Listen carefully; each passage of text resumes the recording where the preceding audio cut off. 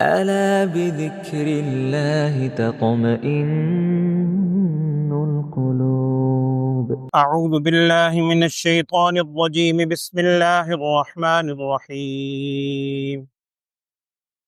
ولقد أرسلنا نوحا وإبراهيم وجعلنا في ذريتهما النبوة والكتاب فمنهم مهتد وكثير منهم فاسقون.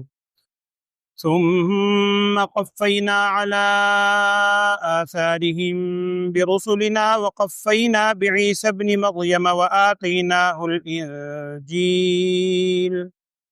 وجعلنا في قلوب الذين اتبعوه رأفة ورحمة ورهبانية ابتدعوها ما كتبناها عليهم إلا ابتغاء رضوان الله فما رعوها حق رعايتها فآتينا الذين آمنوا منهم أجرهم وكثير منهم فاسقون.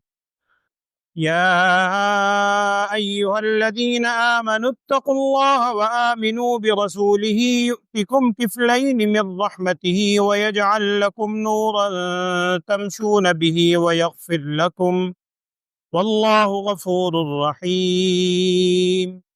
لئلا يعلم أهل الكتاب ألا يقدرون على شيء من فضل الله وأن الفضل بيد الله يؤتيه من يشاء والله ذو الفضل العظيم. صدق الله العظيم.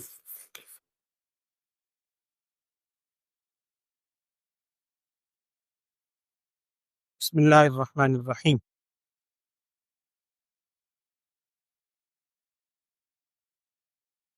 سورہ حدید کی آخری آیات ہیں. گزشتہ آیات میں آپ نے وہ لفظ بھی سنا تھا جس وجہ سے اس سورت کا نام سورہ حدید رکھا گیا، اور آخری آیت میں الفاظ یہ آئے تھے. اللہ جل شانہ نے فرمایا کہ ہم نے اپنے بہت سے رسول بھیجے تھے واضح نشانیاں دے کر، اور ان کے ساتھ کتاب بھی اتاری، میزان بھی، تاکہ وہ فیصلہ کریں لوگوں میں انصاف کے ساتھ، اور آگے ساری چیزیں آئی تھیں. اب وہ جو اللہ جل شانہ نے پچھلی آیت میں بھی ذکر کیا کہ ہم نے بہت سے رسول بھیجے، ان رسولوں میں سے 3 بزرگ ترین رسولوں کا اس میں ذکر ہے. حضرت نوح علیہ السلام، حضرت ابراہیم علیہ السلام اور حضرت عیسیٰ علیہ السلام. حضرت نوح علیہ السلام حضرت آدم علیہ السلام کے بعد پہلے بڑے برگزیدہ نبی ہیں. باقی بھی ہر نبی ہی بہت برگزیدہ ہے، لیکن وہ بہت شہرت رکھتے ہیں. حضرت نوح علیہ السلام کے نام پر پوری سورت بھی ہے، اگلے پارے میں آئے گی 29ویں پارے میں سورہ نوح. اور حضرت نوح علیہ السلام کو آدم ثانی بھی کہا جاتا ہے، دوسرے آدم، کیونکہ نوح علیہ السلام کے زمانے میں جب طوفان آیا تھا، اس طوفان کے اندر جو کشتی کے اندر لوگ موجود تھے، اللہ کے حکم سے جن کو ساتھ سوار کروایا تھا، وہی انسانیت باقی رہی تھی، باقی سارے انسان فنا ہو گئے تھے. اسی سے پھر گویا نسل انسانی دوبارہ چلی ہے. جیسے آدم علیہ السلام سے انسانی نسل کا آغاز ہوا، اسی طرح آدم علیہ السلام سے لے کر نوح علیہ السلام تک جتنی نسل پھیلی، نوح علیہ السلام کے زمانے میں دوبارہ سمٹ کر وہ کشتی یا اس محدود خطے میں آ گئے، پھر دوبارہ سے نسل انسانی چلی، اس لیے وہ آدم ثانی کہلاتے ہیں. اس کے بعد حضرت ابراہیم علیہ السلام جو ابو الانبیاء بھی مشہور ہیں، جن سے پھر آگے بنی اسرائیل کی ساری قومیں چلیں، ان کا ذکر ہے. اس کے بعد بنی اسرائیل کے آخری نبی حضرت عیسیٰ علیہ السلام، ان کا تذکرہ آئے گا آج کی آیات. پہلی آیت میں کیا کہا گیا کہ ہم نے حضرت نوح علیہ السلام کو بھیجا، ابراہیم علیہ السلام کو بھیجا، اور ہم نے ان کی اولاد میں نبوت اور کتاب رکھی. نوح علیہ السلام کی اولاد میں ابراہیم علیہ السلام آئے، ابراہیم علیہ السلام کی اولاد میں ہی سارے انبیاء. کئی دفعہ آپ کے سامنے بات آ چکی ہے، دہرانے کی ضرورت نہیں، کہ بنی اسرائیل کا جو آغاز ہوا ہے حضرت یعقوب علیہ السلام جو ابراہیم علیہ السلام کے پوتے ہیں، ابراہیم علیہ السلام کے بیٹے اسماعیل علیہ السلام اور اسحاق علیہ السلام، اسحاق علیہ السلام کے بیٹے یعقوب علیہ السلام، ان کا لقب یا نام ہے اسرائیل، یعقوب علیہ السلام کا. ان کی اولاد میں بنی اسرائیل. 4 مشہور آسمانی کتابوں میں سے جو 3 کتابیں ہیں، تورات، زبور، انجیل، یہ تینوں داود علیہ السلام، موسیٰ علیہ السلام، عیسیٰ علیہ السلام، یہ سارے کے سارے انبیاء اور رسول ہیں خاندان بنی اسرائیل کے۔ اور بنی اسرائیل کا آغاز ہوا پہلے نبی ابراہیم حضرت یعقوب علیہ السلام کے بیٹے یوسف علیہ السلام، بنی اسرائیل کے پہلے نبی، اور آخری نبی حضرت عیسیٰ علیہ السلام بنی اسرائیل کے۔ اس کے بعد نبی اقدس صلی اللہ علیہ وسلم تشریف لائے، وہ اسماعیل علیہ السلام کے اولاد میں یعنی بنی اسماعیل میں۔ تو اس حوالے سے اگر آپ دیکھیں خلاصہ تو نوح علیہ السلام، ابراہیم علیہ السلام اور عیسیٰ علیہ السلام، تو گویا تمام انبیاء کے اس کے اندر ذکر آ گیا۔ تو یہ کہا گیا کہ نوح علیہ السلام اور ابراہیم علیہ السلام ان کی اولاد میں نبوت بھی دی، کتاب بھی دی، لیکن آگے قرآن یہ کہہ رہا ہے کہ فَمِنْهُمْ مُهْتَدٌ وَكَثِيرٌ مِّنْهُمْ فَاسِقُونَ، ان میں سے ہدایت پا جانے والے ان کی اولاد میں بہت تھوڑے تھے۔ وَكَثِيرٌ مِّنْهُمْ فَاسِقُونَ، کثیر لوگ وہ تھے، کثرت کے ساتھ وہ تھے جو نافرمان رہے، فاسق رہے۔ اگلی آیت میں کیا ہے؟ ثُمَّ قَفَّيْنَا عَلَىٰ آثَارِهِمْ۔ قفا یقفی کا مطلب ہوتا ہے، اصل میں کہتے ہیں یہ جو گردن کا پچھلا حصہ ہوتا ہے جس کو گدی بھی شاید ہم کہتے ہیں، گلا سامنے کا حصہ گردن اس کو کہتے ہیں، اس کے لیے لفظ استعمال ہوتا ہے قفا۔ عام طور پر جو پیچھے والا ہو، قفینا کا مطلب ہوگا کہ مسلسل لگاتار اس کے پیچھے اس کے پیچھے اس کے پیچھے، یعنی پیچھے والے کے اگر بالکل ساتھ جوڑ کے کھڑا ہو تو اس کی نظر یہیں پڑتی ہے اس کی گدی پر، اگلے والے شخص پہ۔ تو ثم قفینا، پھر ہم نے ان کے بعد بھیجے علی آثارہم، انہی کے نقش قدم پر، یعنی انہی کے نقش قدم پر مسلسل اللہ تعالیٰ فرما رہے ہیں ہم نے انبیاء بھیجے، اپنے رسول بھی بھیجے، یہاں تک کہ ہوتے ہوتے انہی کے پیچھے پھر کون آئے؟ عیسیٰ ابن مریم، حضرت عیسیٰ علیہ السلام۔ اور آپ غور کیجئے گا قرآن میں تقریباً ہر جگہ، تقریباً ایک آدھ جگہ اس کے علاوہ ہوگا، ورنہ ہر جگہ جہاں بھی حضرت عیسیٰ علیہ السلام کا ذکر ہے وہ عیسیٰ ابن مریم، عیسیٰ ابن مریم، عیسیٰ ابن مریم، یعنی حضرت مریم علیہ السلام کے بیٹے، مریم علیہ السلام کے بیٹے۔ اور حضرت مریم علیہ السلام واحد خاتون ہیں کہ جن کا نام قرآن پاک میں ہے، خواتین میں کسی خاتون کا قرآن میں نام نہیں ہے۔ نبی اقدس صلی اللہ علیہ وسلم کے ازواج مطہرات کا ذکر ہے، قُل لِأَزْوَاجِكَ وَبَنَاتِكَ، اپنی ازواج سے کہہ دیں، بیٹیوں سے کہہ دیں، نام نہیں ہے۔ امرأۃ نوح، امرأۃ لوط، امرأہ کر کے الفاظ ہیں، لیکن نام صرف حضرت مریم علیہ السلام کا ہے۔ اور بعض حضرات نے لکھا ہے کہ تقریباً 30 جگہ نام آیا ہے، واللہ عالم۔ اور اگر پاروں کی نسبت سے دیکھیں تو ہر پارے کی نسبت سے ایک نام آتا ہے، اگرچہ یہ پاروں میں اجزاء تو بعد میں تقسیم ہوئے ہیں، ویسے میں عرض کر رہا ہوں حضرت مریم علیہ السلام۔ تو آخر میں ذکر ہے کہ وقفینا بعیسی ابن مریم، عیسیٰ ابن مریم کو جو بھیجا، قرآن نے کیا کہا؟ وآتیناہ الانجیل، ہم نے انہیں انجیل عطا کی۔ یہ سب باتیں آپ جانتے ہیں، اس سے پہلے بھی سن چکے آپ۔ آگے کچھ باتیں ہیں جو آج کی آیات میں وہ ذرا سمجھنے والی ہیں۔ اگلے الفاظ میں کیا ہے؟ وجعلنا فی قلوب الذین اتبعوہ رأفۃ ورحمہ، اور اس کے بعد رہبان، راہب، رہبانیت، یہ سارا یہاں پر اس کا ذکر آ رہا ہے۔ پہلے لفظ یہ ہے، اللہ تعالیٰ فرما رہے ہیں کہ عیسیٰ علیہ السلام کے ماننے والوں میں، جن کو قرآن میں دوسری جگہ حواریین کہا گیا، حواریون اور حواریین دونوں لفظ آئے ہیں، قال الحواریون نحن انصار اللہ، عیسیٰ علیہ السلام کو جو ماننے والے تھے، ان کے امتی، ان پر ایمان لانے والے، وہ حواریین کہلاتے۔ آگے انشاءاللہ آئے گی اس کی تفسیر سورہ صف کے اندر غالباً، وہاں میں آپ سے عرض کروں گا۔ تو عیسیٰ علیہ السلام کو جو ماننے والے تھے، قرآن کہہ رہا ہے کہ ان کی پیروی کرنے والے رأفتاً و رحمتاً، بہت نرمی کرنے والے بھی تھے اور بہت مہربان تھے۔ ان کو ماننے والے سارے نہیں، عیسیٰ علیہ السلام کو جو ماننے والے تھے، رأفتاً و رحمتاً، دو صفات بیان ہوئی ہیں۔ عام طور پر عربی میں رأفتاً اور رحمتاً ہم معنی بھی ہیں، مہربانی کو کہا جاتا ہے، لیکن بعض حضرات نے سمجھانے کے لیے یہ بات لکھی ہے کہ دیکھیں، ہم جو کسی پر مہربانی کرتے ہیں، آپ کسی پر مہربانی کریں، رحم کریں، عام طور پر اس کی دو وجوہات ہوتی ہیں۔ ایک وجہ تو یہ ہوتی ہے کہ کوئی شخص کسی تکلیف میں مبتلا ہے، آپ نے اس کی تکلیف دور کر دی، مہربانی کی۔ جانور پر بھی کرتا ہے، جانور تکلیف میں دیکھو اس میں مہربانی کر دی۔ اس کو عام طور پر ہم کہتے ہیں تکلیف دور کرنا۔ اصطلاحی طور پر آپ نے یہ لفظ سنا ہوگا کہ عام طور پر انسان بھی صبح و شام ہم جو کام کرتے ہیں دو وجہ سے کرتے ہیں، یا دفع مضرت یا جلب منفعت۔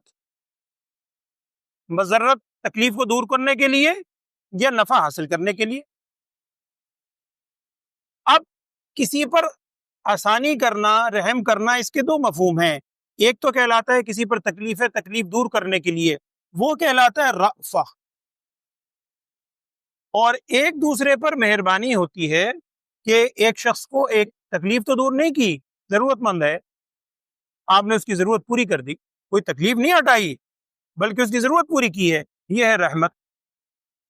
سمجھانے کے لیے میں عرض کر رہا ہوں، گویا جلب منفعت، دفع مضرت، یہ دونوں چیزیں ہیں، اور آپ غور کیجئے گا دفع مضرت مقدم ہوتی ہے دنیاوی معاملے میں بھی۔ اگر آپ نے کہیں جانا ہے تو تکلیف دہ چیزوں کو پہلے ہٹائیں گے، پھر بعد میں آپ کو نفع ہو نہ ہو، لیکن جو تکلیف دہ نقصان دہ چیزیں سب سے پہلے ان کو دور کیا جاتا ہے۔ تو یہاں بھی رأفہ کا لفظ پہلے ہے، رحمہ کا بعد میں ہے، لیکن قرآن میں ہم مانا بھی ہیں۔ مفہوم یہ ہے کہ عیسیٰ علیہ السلام کو ماننے والے انتہائی مہربان بھی تھے، اور بعض نے اس میں یہ معنی لکھا ہے کہ باہمی طور پر بھی نرم تھے اور ان کی رحمت دوسرے لوگوں کے لیے بھی تھی۔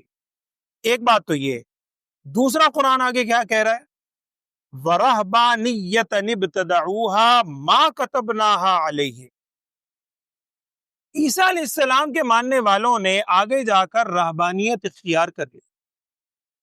رہبانیت، رہبن کا اصل میں مطلب ہوتا ہے ڈرنا، راہب کہیں گے ڈرنے والا، اور رہبان فعلان کے وزن پر رہبان بھی بعض کہہ دیتے ہیں، راہ کے پیش کے ساتھ، اس کا مطلب ہوگا بہت زیادہ ڈرنے والا۔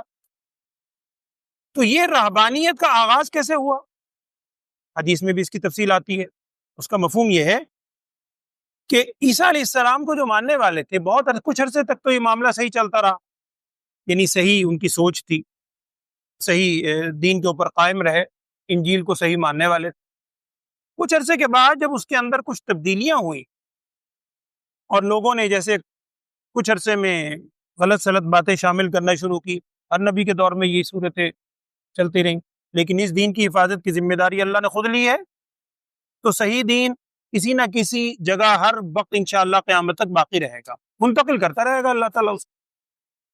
تو انہوں نے کچھ عرصے کے بعد یہ ہوا کہ ان لوگوں نے صحیح دین پر قائم رہنے کی کوشش کی، تو وقت کا جو بادشاہ تھا اسے لے کا انہوں نے ظلم و ستم کرنا شروع کر، ان کو قتل کرنا شروع کر دیا۔ بعض کتابوں میں لکھا ہے کہ ان کے 3 درجے تھے، 3 مقام رہے، اور ایک حدیث کا مفہوم یہ ہے، نبی صلی اللہ علیہ وسلم نے فرمایا کہ حضرت عیسیٰ علیہ السلام کو عیسائیوں کے بھی 72 فرقے، ان میں 3 فرقے آخر میں بچے حق پہ۔ ایک فرقہ وہ تھا کہ جو آخر میں رہا، انہوں نے حق پر ڈٹنے کی کوشش کی، لیکن بادشاہ نے ان سب کو ختم کر دیا، کچھ چند بچے، بیشتر کو ختم کر۔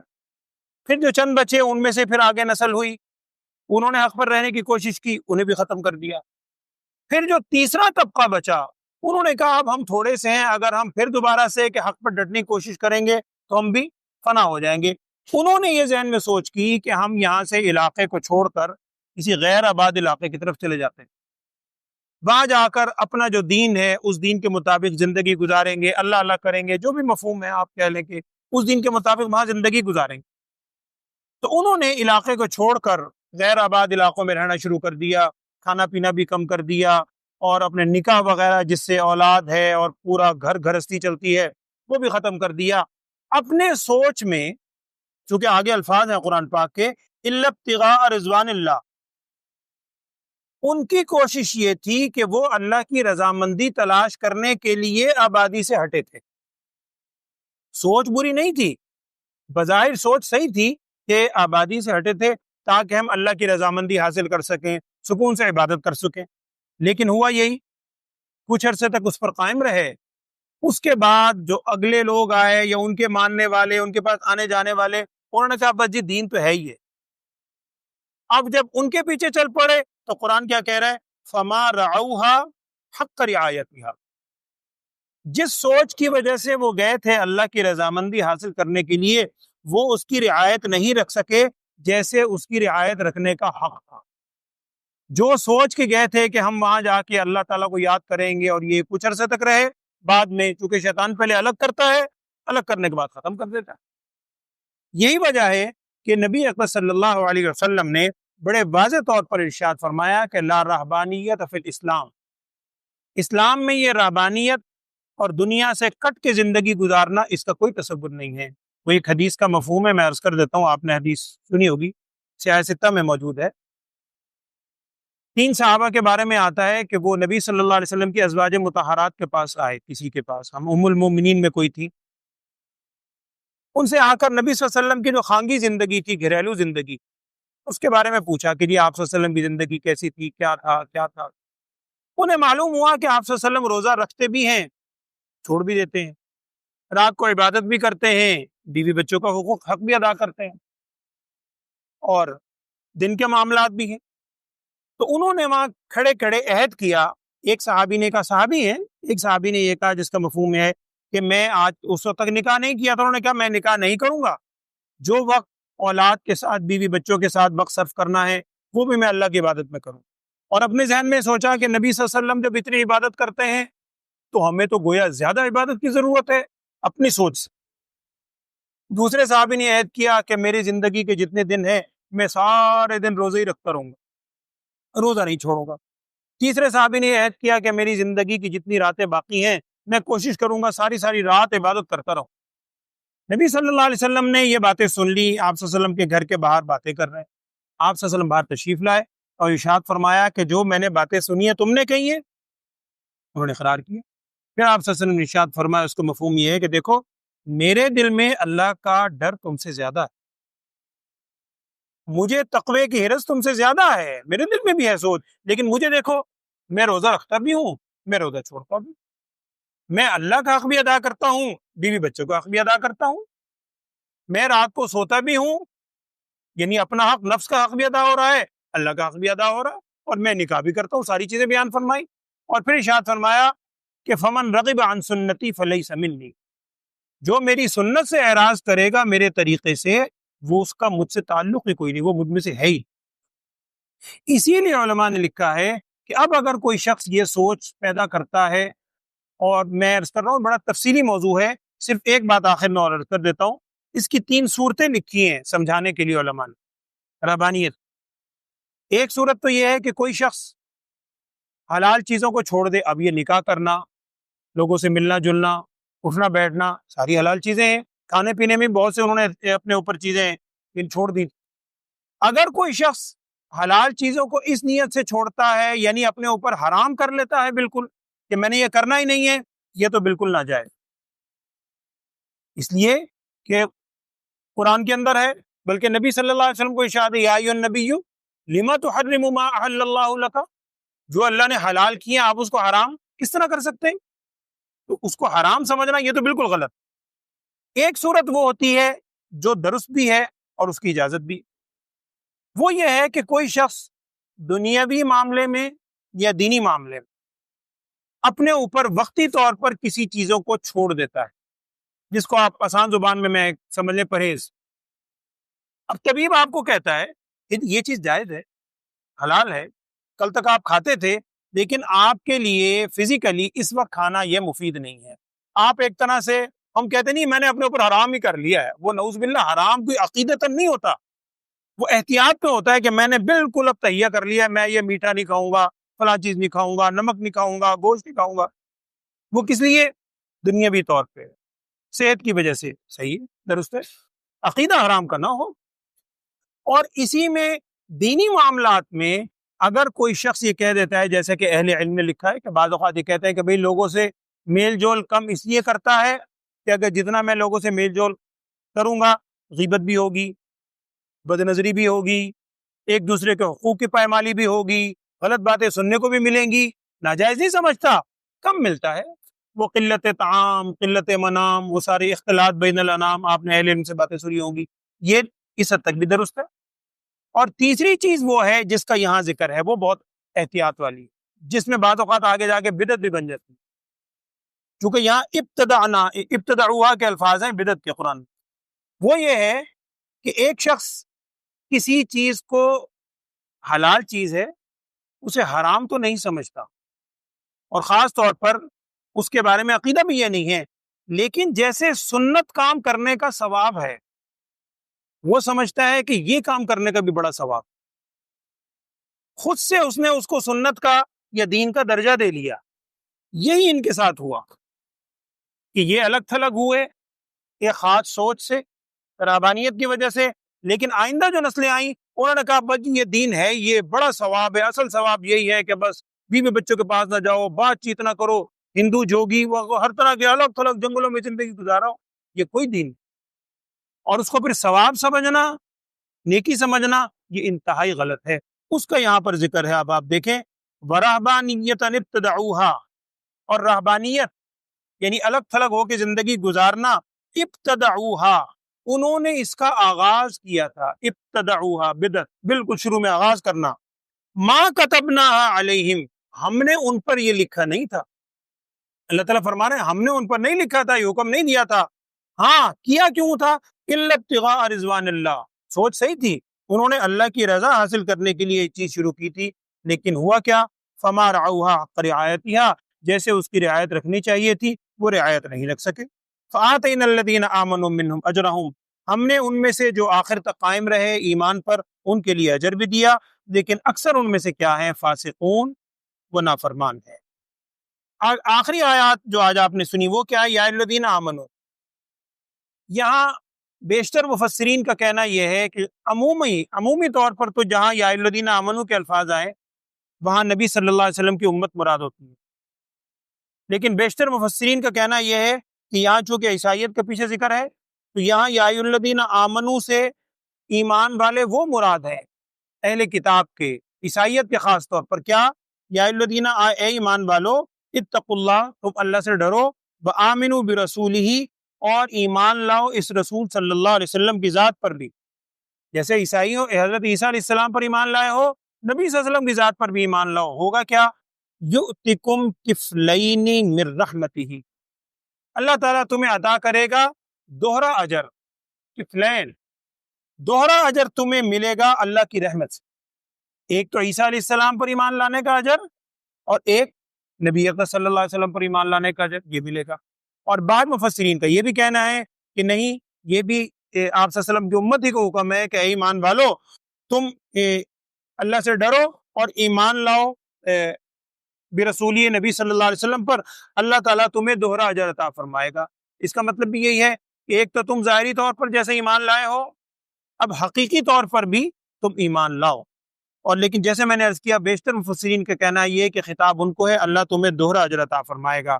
اور یہاں ایک حدیث آپ ذہن میں رکھ لیں، نبی صلی اللہ علیہ وسلم نے ایک موقع پر ارشاد فرمایا تھا کہ 3 شخص ایسے ہیں جن کے لیے دوہرا اجر ہے، اس کا مفہوم عرض کر رہا ہوں حدیث میں، 3 شخص ہیں۔ ایک تو آپ صلی اللہ علیہ وسلم نے ارشاد فرمایا یہی کہ ایک شخص ہے کہ جو ایمان لایا سابقہ امتوں پر، ان انبیاء پر، اور نبی صلی اللہ علیہ وسلم پر بھی ایمان لایا، اس کے لیے دوہرا اجر ہے۔ دوسرا نبی صلی اللہ علیہ وسلم نے ارشاد فرمایا کہ دوہرا اجر اس شخص کے لیے ہے جو کسی کا غلام ہے، وہ غلام ہے، اس کا آقا ہے، وہ اپنا آقا جو ہے اس کا بھی پورا حق ادا کرتا ہے، اور اپنا جو رب ہے اللہ تعالیٰ اس کا بھی پورا حق ادا کرتا ہے، اللہ کے حق میں بھی کوئی کوتاہی نہیں کرتا اور اپنے آقا کے حق میں بھی کوئی کوتاہی نہیں، اس کو بھی دوہرا اجر۔ اور تیسرا آپ صلی اللہ علیہ وسلم نے ارشاد فرمایا کہ اگر ایک شخص کی کوئی باندی ہے، ظاہری بات اس کا مالک ہے، وہ اس کی باندی ہے، وہ اس سے سارے منفعت لے سکتا ہے، لیکن اس باندی کو اس نے ادب سکھلایا، بہترین ادب، بہترین اس کی تربیت کی، اور اس کے بعد آزاد کر کے اس سے نکاح کر لی، ایسے شخص کے لیے بھی دوہرا اجر۔ بہرحال اس آیت میں بھی ہے یؤتکم کفلین من رحمتہ، اللہ تمہیں دوہرا اجر دے گا اپنی رحمت سے، وَيَجْعَلْ لَكُمْ نُورًا، اور اللہ تمہیں عطا کرے گا ایک نور، تمشون بِهِ، پیچھے بھی آپ سن چکے ہیں، وہ نور جب ملے گا اہل ایمان کو اور منافق پکاریں گے انہیں، تم اس میں چلو گے اور تمہارے لیے مغفرت ہے، اللہ بڑا بخشنے والا رحم کرنے والا ہے۔ آخری آیت میں الفاظ ہے لِأَلَّا يَعْلَمَ، اس میں بھی بیشتر مفسرین کا کہنا یہ ہے کہ لِأَلَّا میں جو لا کا لفظ ہے یہ زائد، لیکن زائد ویسے نہیں ہے، بعض کہتے ہیں کہ آگے جو اللہ یقدرون وہ تو ہے ہی نفی کے لیے، یہ اس کی تاکید ہے، مفہوم یہ ہوگا لِأَلَّا يَعْلَمَ أَهْلُ الْكِتَابِ، تاکہ تم جان لو اے اہل کتاب، وہی یعنی عیسائیوں کو، نصارہ کو اس میں خطاب ہے پیچھے سے، تاکہ تم یہ جان لو اہل کتاب کہ اللہ یقدرون علی شیء من فضل اللہ، کہ تم اللہ کے فضل میں سے کسی چیز پر قدرت نہیں رکھتے. یعنی تم اگر یہ چاہو کہ اہل ایمان کو ثواب نہ ملے، یا یہ آخری نبی بنی اسماعیل میں کیوں چلے گئے، بنی اسرائیل سے نکل کے ان کی فضیلت زیادہ کیوں ہو گئی، تم قدرت نہیں رکھتے اللہ کی فضیلت میں سے کچھ بھی. ان الفضل بید اللہ، یہ فضیلت پہنچانا یہ اللہ ہی کے قبضے میں ہے. یؤتیہ من یشاء، اللہ جسے چاہے فضل عطا فرماتا ہے. اور واللہ ذو الفضل العظیم، اللہ تعالیٰ تو ہے ہی بہت بڑے فضل والا، جس کو چاہے وہ فضل عطا فرماتا ہے. یہ اس کی دین ہے، اللہ ہمیں بھی سمجھ کی دے. اور جیسے میں نے شاید واقعہ بھی ایک دفعہ آپ کو سنایا تھا، بار بار ذہن میں آتا ہے، میں اشارہ دے دیتا ہوں آپ کو یاد آ جائے گا. ایک مرتبہ کچھ غریب صحابہ آئے تھے آپ صلی اللہ علیہ وسلم کے پاس، یاد آ جائے گا آپ کو پورا واقعہ. انہوں نے کہا تھا یا رسول اللہ صلی اللہ علیہ وسلم، یہ امیر صحابہ جو ہیں یہ نیکیاں ساری کرتے ہیں لیکن صدقہ خیرات بھی کرتے ہیں، یہ عمل میں ہم سے آگے بڑھ گئے. تو آپ صلی اللہ علیہ وسلم نے ایک عمل سکھلایا تھا کہ ہر نماز کے بعد 33 مرتبہ سبحان اللہ، 33 مرتبہ الحمدللہ اور 33 مرتبہ اللہ اکبر پڑھ لیا کرو. اس کا اتنا ثواب ہے کہ کوئی دوسرا تمہارے ثواب کو پہنچ ہی نہیں سکتا. صحابہ نے پڑھنا شروع کر دیا. وہ جو امیر صحابہ تھے، مالدار، انہوں نے دیکھا پڑھ رہے ہیں، انہوں نے کہا بھئی یہ کیا ہے. اب ہم یعنی ہماری طرح تو نہیں تھے، محبتیں تھیں، سیدھے سادھے لوگ تھے. انہوں نے کہا بھئی یہ معاملہ تھا، ہم آپ صلی اللہ علیہ وسلم کے پاس گئے تھے کہ آپ لوگ ثواب میں آگے نکل گئے، نبی صلی اللہ علیہ وسلم نے یہ عمل سکھایا تھا، یہ کر لو تو اتنا ثواب ہے کوئی پہنچ نہیں سکتا. انہوں نے کہا اتنا ثواب ہے تو ہم پیچھے کیوں رہے. انہوں نے پڑھنا شروع کر دیا. بات پھر وہیں آ گئی کہ اگر وہ ثواب لے رہے ہیں تو وہ بھی لے رہے ہیں. اور اسے حدیث میں آ جائے کہ کچھ صحابہ پھر گئے کہ یا رسول اللہ صلی اللہ علیہ وسلم، وہ جس سوچ کی وجہ سے ہم آئے تھے بات تو پھر وہی ہے. اس پہ بھی آپ صلی اللہ علیہ وسلم نے یہ ارشاد فرمایا تھا ذالک فضل اللہ یؤتیہ من یشاء، یہ اللہ کا فضل ہے جسے چاہے عطا فرماتا ہے. کسی کو اگر اللہ نے مال و دولت سے نوازا ہے تو یہ نہ سمجھو تمہیں اللہ نے اور بے شمار نعمتوں سے نوازا ہو سکتا ہے تمہاری عمر زیادہ ہو سکتا ہے تمہاری صحت زیادہ ہو سکتا ہے آل اولاد تمہارے لیے صدقہ جاریہ جو بن رہی ہے وہ زیادہ ہو، علمی صلاحیت تمہارے اندر زیادہ ہو جن سے تم دین کا کام لے سکتے ہو. مختلف اللہ تعالیٰ کی دین ہے. ذالک فضل اللہ یؤتی من یشاء، اللہ جسے چاہے فضل عطا فرماتا ہے. ترجمہ پڑھیں. اعوذ باللہ من الشیطان الرجیم، بسم اللہ الرحمن الرحیم. وَلَقَدْ أَرْسَلْنَا نُوحًا وَإِبْرَاهِيمَ، اور بے شک ہم نے بھیجا حضرت نوح علیہ السلام کو اور ابراہیم علیہ السلام کو. وَجَعَلْنَا فِي ذُرِّيَّتِهِمَا النُّبُوَّةَ وَالْكِتَابَ، اور ہم نے رکھی ان دونوں کی اولاد میں نبوت بھی اور کتاب بھی. نبوت بھی ملی ان کی اولاد میں، آگے جا کے کتابیں بھی نازل ہوئیں. لیکن ہوا کیا پھر؟ فَمِنْهُمْ مُهْتَدٍ، من کے کئی معنی ہیں، یہاں من تبعیض کے لیے ہوتا ہے، بعضیت کے لیے، یعنی بعض تھوڑے سے تھے ان میں جو ہدایت لانے والے ہوئے. وَكَثِيرٌ مِّنْهُمْ فَاسِقُونَ، اور بیشتر زیادہ تر ان میں سے نافرمان. ثُمَّ قَفَّيْنَا عَلَىٰ آثَارِهِمْ بِرُسُلِنَا، پھر ہم نے ان کے بعد مسلسل بھیجے انہی کے نقش قدم پر اپنے بہت سے رسول. وَقَفَّيْنَا، اور ان کے پیچھے ہم نے بھیجا حضرت عیسیٰ ابن مریم کو. وَآتَيْنَاهُ الْإِنْجِيلَ، اور ہم نے انہیں انجیل عطا کی. وَجَعَلْنَا فِي قُلُوبِ الَّذِينَ اتَّبَعُوهُ، اور ہم نے رکھا ان لوگوں کے دلوں میں جنہوں نے عیسیٰ علیہ السلام کی پیروی کی، اتباع کی، جو پیروی کرنے والے تھے ان کے دل میں اللہ ہی نے رکھا. کیا رکھا؟ رأفةً وَرَحْمَةً، نرمی بھی اور بہت زیادہ مہربانی بھی. وَرَهْبَانِيَّةً، اور رہبانیت ابتدعوها، جس کو انہوں نے شروع کیا تھا، ترک کر کے دنیا سے ہٹ کے زندگی گزارنا. اللہ تعالیٰ فرما رہے ہیں ما كتبناها علیہم، یہ ہم نے ان پر لکھی نہیں. لیکن بہرحال انہوں نے جب شروع کیا تھا آغاز میں الا ابتغاء رضوان اللہ، مگر انہوں نے اس لیے شروع کیا تھا کہ وہ چاہتے تھے اللہ تعالیٰ کی رضامندی. فما رعوها حق رعایتها، وہ اس کی رعایت نہیں رکھ سکے جیسے اس کی رعایت رکھنے کا حق تھا. فآتینا الذین آمنوا منہم اجرہم، ہم نے دیا ان میں سے جو ایمان والے تھے ان کو ان کا اجر دیا. لیکن وکثیر منہم فاسقون، بہت سے ان میں سے نافرمان تھے. یا ایھا الذین آمنوا اتقوا اللہ، اے ایمان والو تم اللہ تعالیٰ سے ڈرو. وآمنوا برسولہ، اور ایمان لاؤ رسول صلی اللہ علیہ وسلم کی ذات پر. یؤتکم کفلین من رحمتہ، اللہ تمہیں اجر دے گا دوہرا اپنی رحمت سے.